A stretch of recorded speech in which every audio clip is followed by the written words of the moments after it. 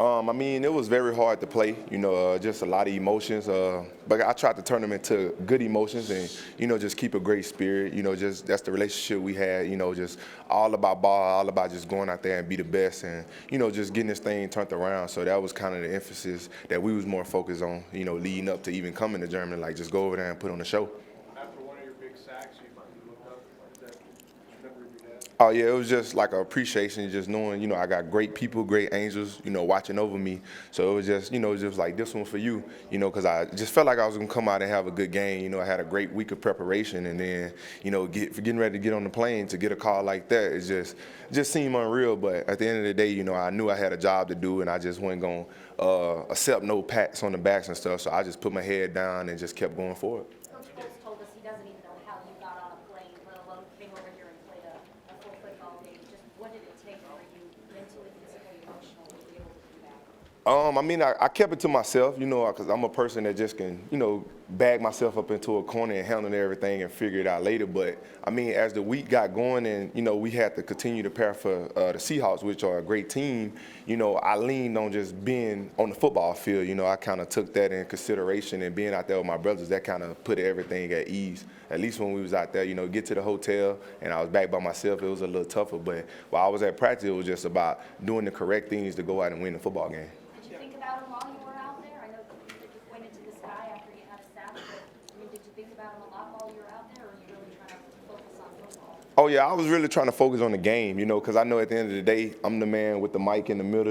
I got to execute everything. I got to get all the proper calls in. So I was just trying to keep a level head. But, the minute I made a big play, I just knew I was going to honor him. So, I mean, it is what it is, I had my head on straight. Devin, you guys wanted a takeaway for so long. Yeah. Just talk about the play to get the fumble from Geno.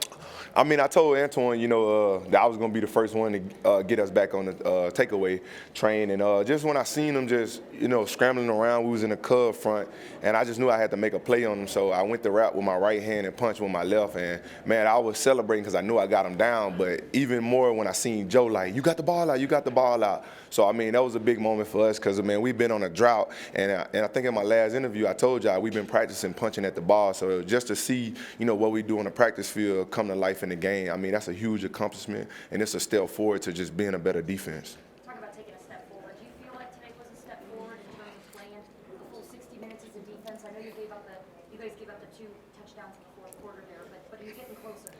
Yeah, I feel like we're getting closer as a unit, but at the end of the day, I think more so giving up the stuff at the end was communication, and that's what it all boils down to. We had people on different pages just because they was going hurry up. So I feel like we just got to, listen to one another and be sound, because if we was all on the same page, we take those throws away. So, I mean, that's just one of those things, one of those hard give or take things. But at the end of the day, the defense fought hard and the offense put us in great positions to be able to help them out as well. And I feel like that was complimenting football. I kind of hate that it came down to the wire, but the fans probably loved it, because it was a great game and the atmosphere was crazy. Anything else? How special was it for you coming over here to play in another country and really show, the German fans, really fans from all over, your brand of football? I mean, it was a blessing. I think more so when you walk in the stadium and you see all the people here supporting, I think that was just a blessing. When we went out and went shopping, on our on our downtime, everybody accepted us over here, and that was just a blessing, just coming over here to their country, and we just trying to, leave it a better place than what we found it, and they accepted us everywhere we went. So, I mean, I really appreciate them for that, because, I mean, you can go places and, it might not be the same type of manner, but, I mean, we thankful and we enjoyed the trip over here and hope we get to come back soon.